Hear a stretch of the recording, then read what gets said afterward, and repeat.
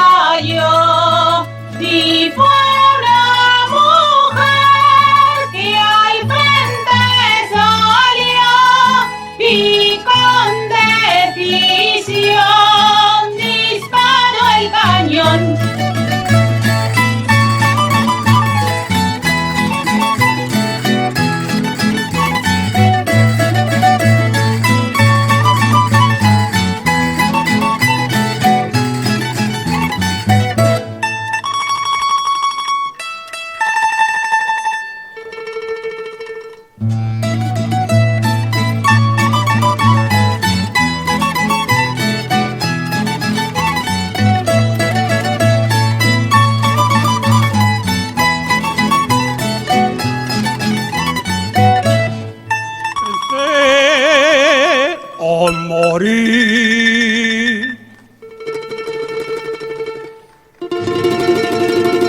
Sitios los de Zaragoza, sitios de nuestro Aragón, sitios los que defendieron Agustina y Palafós. Palafós nos llevó el mando, Agustina el cañón.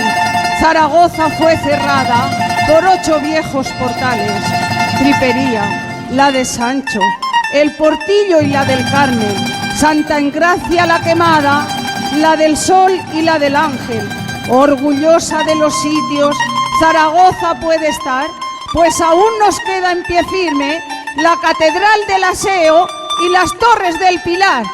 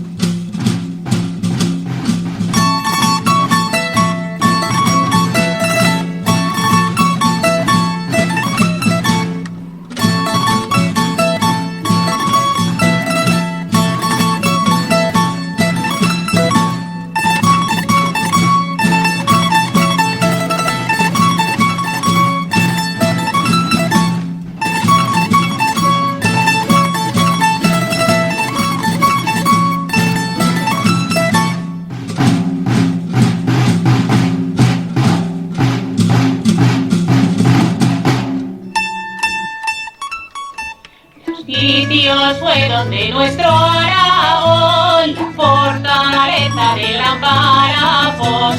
Fue un guerrero y un batallador de nuestra España y Aragón. Los sitios fueron de nuestro Aragón, la fortaleza de la Palafox.